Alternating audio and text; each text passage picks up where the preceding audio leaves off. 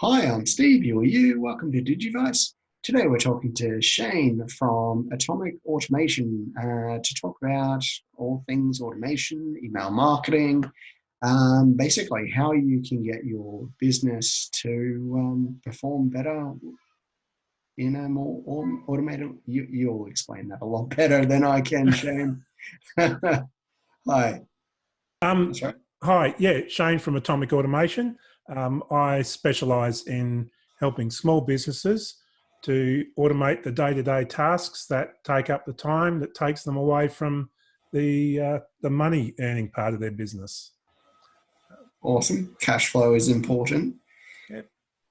So And how can also think freeing up time to spend with your friends and families is an important outcome as well for me. absolutely. Yeah. I mean, that's the only resource that we don't have an endless amount of, right? We can always print more money. I mean, we've already seen that with everything that's going on. They just printed more when we ran out, whereas you Yeah, can't print more time. yeah, very true. Yeah. So how can we automate? What's the first place to start when we start thinking about automation? Very much so. The businesses I've worked with where they really um, don't start well is they don't have systems and processes. Um, every business should have systems, every business should have processes. That is, in effect, how your business operates. And there are a number of advantages to that. For example, one fellow I talked to, he mentioned that he was thinking about selling his business, and I asked him about his processes and procedures, and he said they're all up in his head, so all up here. And I said, well, if you sell, you're actually going to limit your um, sales target, your target market, because someone that specialises in what you do is about the only one that's going to want to take on a business.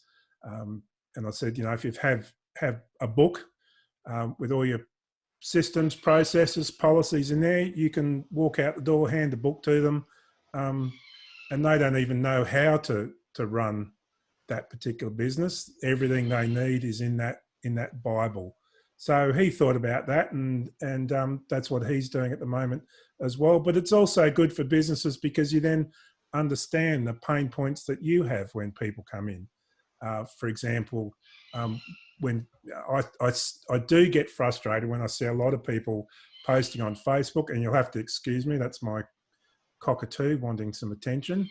Oh, I was Um, wondering what that was. she wants to come out. Um, so the pain point for your business is when people come to your business, when you do Facebook ads, Facebook posts, what do you actually do when they contact you? How do you want them to contact you? What do you do? What do you do next? And a lot of people just completely play it by ear. So having those systems as to when someone else does this, I will do this. When they do that, I'll do this.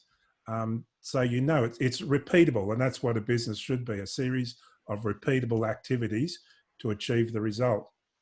And from that, you can look at what are the things that are simple, that take the most time with actually the least amount of effort, and the smallest return. And a classic example is booking online appointments. A lot of people spend an exorbitant amount of time just going through that booking process. Are you free on Friday?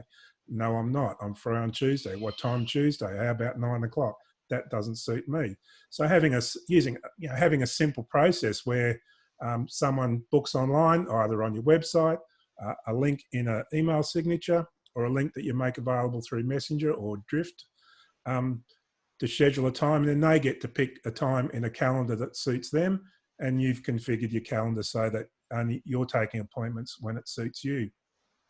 So those little wins are a great example of saving a massive amount of time by just using a very simple process in the cloud. Um, and you can then get on with dealing with the customers that do end up sitting in front of you face to face, or via Zoom, or on the phone. Yeah, I couldn't agree more. We're very process driven. It, 3 years ago, I started to struggle, really struggle, because I had a whole heap of work come in, which was great because before that, it wasn't, it was sort of hit and miss. But trying to figure out what I was doing from one day to the next was really difficult. So I narrowed down what I was doing and built out a process for those clients, saying, look, this is what I've been doing for them. This is the same process over and over again. And I just started to build out those processes for my business. And now, with that, I did try to outsource work during that period in time as well. And it went poorly because I pretty much said, hey, I want you to do website design. I want you to build a website for me. Mm. And they went, okay, we'll build a website for you. And I paid them the money, and it came back as a website that I didn't want at all. It wasn't anything that I wanted. And it was, I thought that it was them. That was the problem. They just couldn't design a website as well as I could. And then I took a step back a couple of years later and thought, okay, well, no, actually, it's my fault because I told them to build this thing and I didn't tell them that I wanted it to be a house. And I didn't tell them that I wanted it to be a greenhouse with a red roof and have curtains instead of blinds, and Mm. really detailing what it is that I was after. And that's what a process is. It's a detailed way of delivering that service. What do you think? It's how you run your business. It's literally an instruction manual of how you do things. Um, and let's take, for example, and a website's a good one, probably from the point of view of understanding um, the customer journey. What is it when they see your ads, or they see your post, or they see you in Google search results? What is it you want them to do? And in my view, everything you do should drive them towards your website. Then once they hit your website, what is it you want them to do? If they hit a landing page for a specific service, what do you want them to do? If they hit your homepage, what do you want them to do? Everything you do in business should have a business related goal to it. And that goal ultimately should be to get someone talking to you about how you can solve their problem. And if you're not planning your business and not setting up your systems to achieve a goal like that, you really are wasting your time. Um, every time someone hits your website, every time someone does something, you should never ever let them go. They should leave voluntarily. So, for example, you do Google or you do Facebook advertising, and they get to your website. Are you doing a lead magnet? So, do you have a pop-up, or do you have some other enticement to get their email address? And once you've got their email address, that sequence then should be ultimately to take them to the next step, which is to contact your business. And if they don't do that, you don't just let them go, you put them into a long-term nurture sequence so that ultimately it becomes their decision to hit that unsubscribe button. But again, as you know, in the marketing side of things, if you're providing value rather than trying to sell, they may never become a paying customer to you, but they will still interact with your business because they love the message that you have to say, and they can then still become an advocate for you when they're talking to other people. But this comes back to systems, and I talk with people during this process, and it's even a simple thing like, what's your lead magnet? How are you going to deliver it? How often are you going to send the emails out to people? What time are you going to send them out? And that's biggest bugbear for me is most people just shoot them out. For example, I've got one client who's in the electrical industry. The emails that are sent out for his clients, if they go out at 9 o'clock, that's too late because those people are already on the tools. So they typically go out at 6 in the morning. Other clients, different times, because we look at the demographics and we look at the content. So it's even planning all that out. Now, you can do all of this manually. There's absolutely no reason why you can't do it manually. And in fact, you should do it manually the first time so you understand what needs to happen and when. But once you've mapped all that out, it's then look at the opportunities to use things like MailChimp, ConvertKit, ActiveCampaign, even Infusionsoft, to start automating your business so that when they do come and talk to you, they already understand your business, they already know about you, they know what it is that you do, and all you're doing is sitting down talking about their specific problem. There's even one business I know in their nurture sequence, they tell them straight out, when you come in and sit down and talk to us, we will try to sell you a service. That is what we will do. So that at the end of a sales consultation, the people aren't surprised when they're saying, so should we get the contracts out and sign up now? They already know it's going to happen. But your systems tell you what, your systems define all this. And in your marketing ecosystem, systems are the way that you get people in front of you to start to sell them your product. And I think that's where we get a little bit naive sometimes. A lot of people think that people aren't stupid. They know what you're trying to do. Yep. They know exactly what you're trying to do. But the reason why they want to work with you is because they believe that you're going to solve their problem. So you trying to nurture them in a way that's not straight down the line. Hey, this is the outcome. This is the solution that we're going to provide, is just wasting their time, really. It's the know, like, and trust. You know, the know is that they are aware of you. They know who you are. They know what you do. The like is when they start to read the material that the content you're putting out. So the videos or the articles, the free stuff that helps them solve some of their problems in their day-to-day life, whether it be personal or business. And the trust is that they've seen the result. You've given them information that can already help them, and they trust you so much that now they're lining up to give you money. And a lot of people miss out on the first two steps. Is they wonder why they're not getting clients, and the reason is because you're hitting them first up and just trying to sell them your product. And selling them your product or service should really be the last thing on your mind, and should be the end game, not the in the middle.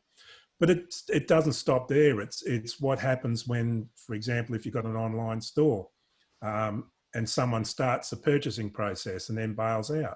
So many times I've done that, and I've never received any what they call cart abandonment emails.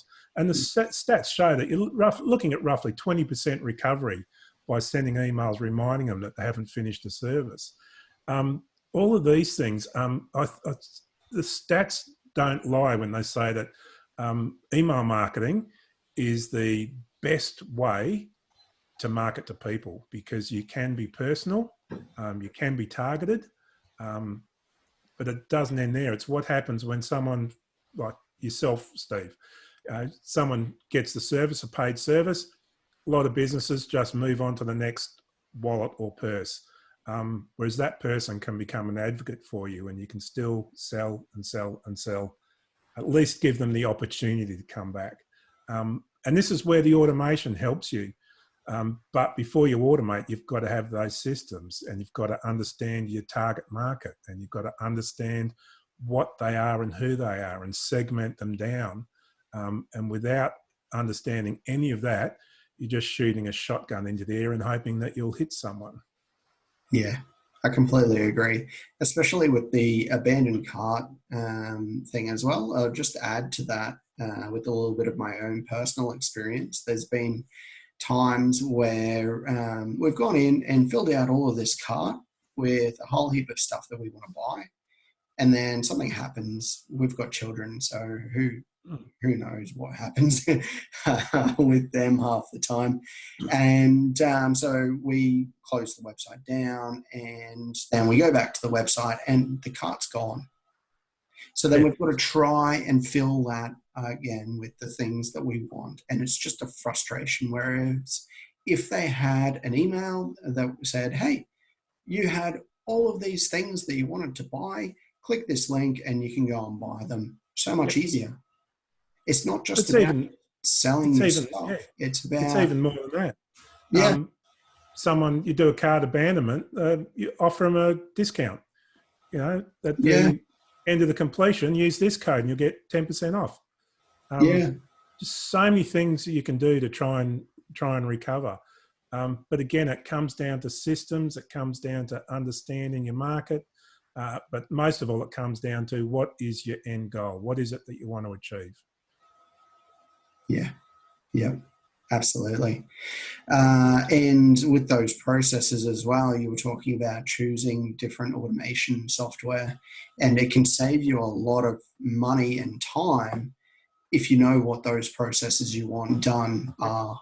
I Yep. spent ridiculous amounts of money on HubSpot for a year because I signed up for a contract thinking that I needed all of these great tools. And it's a fantastic service, but I needed this amount. And they Yep. had a lot more than what I needed for what I was Yeah. paying for. And if I had those processes in place, I would have known, okay, well, I need these things. This is a better option. So I'll go and do MailChimp or ActiveCampaign or MailerLite or what have you.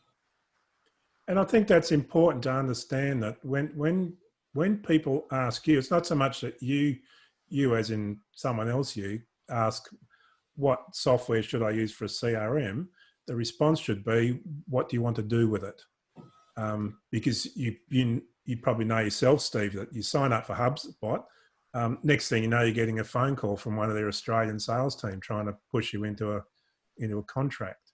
But if you understand your systems and your processes, you can sit down and work through the same process with different packages and work out exactly which one suits you the most. So when someone asks that question, is which one should I do? The response should be, what do you want to do with it? What is it that you want to achieve?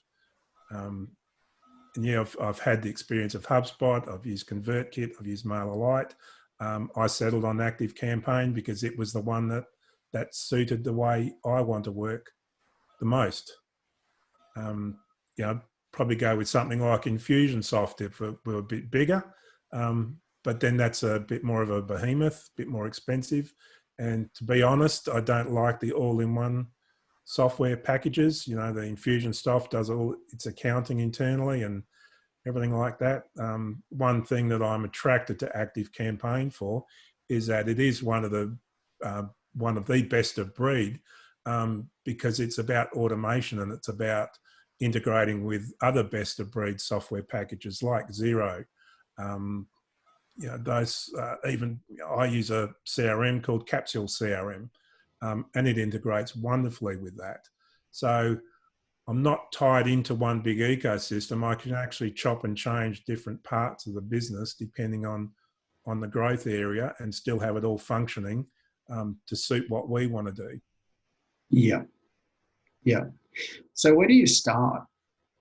Like there's hundreds of processes in most businesses that you would need to detail. What? It's probably it's probably none in most businesses, but certainly it's look at that. I've really gone off using the phrase sales funnel. I think that is not a good way to describe your interaction with customers, The customer mainly journey. because it sets a sales funnel implies that there are just separate layers, and each layer, through experience, businesses tend to treat each layer as a separate entity and don't look at the integration. But you just said it then, it's the customer journeys. What happens when someone visits your website? What happens? What's your customer pain point? I've seen wedding photographers, they have a form, on their website. And going back a year or two, I just wanted to get in touch with them because I wanted to ask them a question, nothing to do with wedding photography, but I had to fill in my first name, the bride's first name, the bride's last name, the groom's first name, the groom's last name, What date were they thinking of getting married? All this sort of stuff. It's for every field that you've got on your form, you're looking at losing about 25% of the people. Yeah. At the end of the day, when you're having an issue, reality, if you take a step back and you really have a look at that customer journey, they may not have a date. They may not even be engaged. There's a lot of young people out there now that are just wanting to know, okay, so how much does a photographer cost? So that when we do get engaged, we do know how much it costs. So just get their first name, just get the email address, and you start that nurturing sequence, and you just look at that and make it as simple as you possibly can. I do pretty much insist on first names these days because it really is, from a marketing point of view, an ideal way to personalize your emails. And it can actually increase your open rates by having their first name in the subject line and addressing them by their first name in the body of the message. So where to start? It's pick something that takes the most time. And for most people, it's usually dealing with the tire kickers, the people that aren't really interested. But straight away, they've put a label on them that they're an implied waste of time. My suggestion would be is don't think of them that. Think of them as an opportunity and collect the first name, collect the email address. If they want your price list, fill it out and then send it to them. And then you start a follow-up sequence and you can put your questions in there. For example, you could have 3 or 4 questions, tell me a bit about where you are. Are you just looking and thinking? Have you recently got engaged but don't have a date yet? You've got you're engaged and you do have a date, and you're in the, things like this to find out where they are in their journey. So then you can really target the conversation. So that's probably the biggest win that any business can have, is just get away from that time consuming part of getting people to get in touch with you to book a time. Other things, there are so many other things that you can do in your business, but that is probably the key way to have a quick win. Yeah. But just to give you an example, the other things that we've been working on with another client is going back to processes. They're running a range of courses, and we've got it to the point where every course is dealt with in exactly the same way.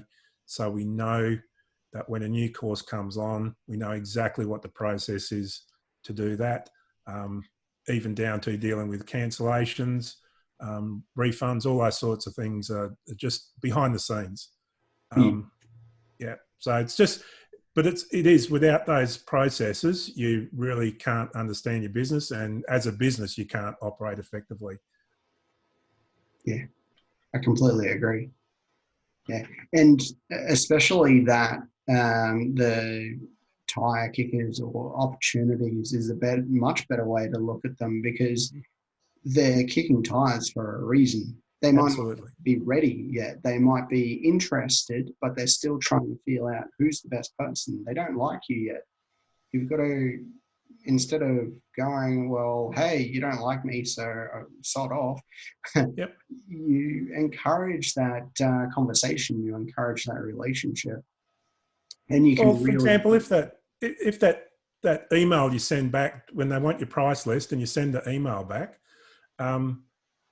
if the first question they click is, oh, we're not ready yet, we haven't set a date, we're not even engaged, then you start sending them out emails. Okay, so when you are looking for a wedding photographer, here are the things you need to be asking. Start educating them so that when they go to other photographers, you've given them the questions that they should be asking to sort out the best ones. And these are, as you said, the opportunities to be helpful. So many people are worried about giving stuff away for free. They end up not getting the business because the next person is. So yeah, it's low-hanging fruit. Yeah, and as you said, opportunities. There's always opportunities there. Yeah. A good example of that is SEO. There's heaps of information out there for SEO. You can go and do it yourself. It takes a long time though. So Yep. that's the thing. If you're in a business where you're concerned about giving a lot of information away because someone's going to go and take your idea, or they're going to do it themselves, or your competition is going to determine your processes, um, don't be too concerned about that, because there is so much information already out there that people can get it anyway. So it's better to be coming from you and you be seen as the expert. That way they will come to you, because it does take a lot of time and they won't do as good a job with Yeah. photography. If they're the bride, they can't anyway. So you're automatically putting yourself in a better position. Look, people don't, people will copy what you do, but they can't copy how you do it. Yeah. And how you set the scene is that very initial contact that you have with them. Um, People are worried that automation is impersonal and takes them away from the business. And the only reason that they say that is because of the experiences they've had. And I would suggest that the reason they've got that view is because the person that gave them that idea didn't do a very good job in the first place. Um, you know, a lot of the emails I send out, I would expect it to be hard to pick up that it was sent by an automation system. You know, I still include my signature block on the bottom. Looks very, very similar. But if you're giving them value, they won't care anyway. And really showing that you've listened, and giving them the information that they need, depending on where they are in their customer journey. But the key at the end of the day is that you can do this yourself. You don't need ConvertKit, Infusionsoft, Active Campaign. You don't need those. You can do it yourself. Good luck with that, because you'll end up not having enough time to sit down with people to actually talk about how you can solve their problem. And you won't have enough time to follow these people up to ask them for testimonials, reviews, and referrals. And everything on, if you think of your marketing effort as a bell curve, and the middle of that bell curve is delivering your service or product, everything either side of that peak can be automated and still provide a great experience for someone. Yeah, that's a good place to end it. That's awesome. Thanks, Shane. Thanks so much for your time. No worries. Thank you, Steve.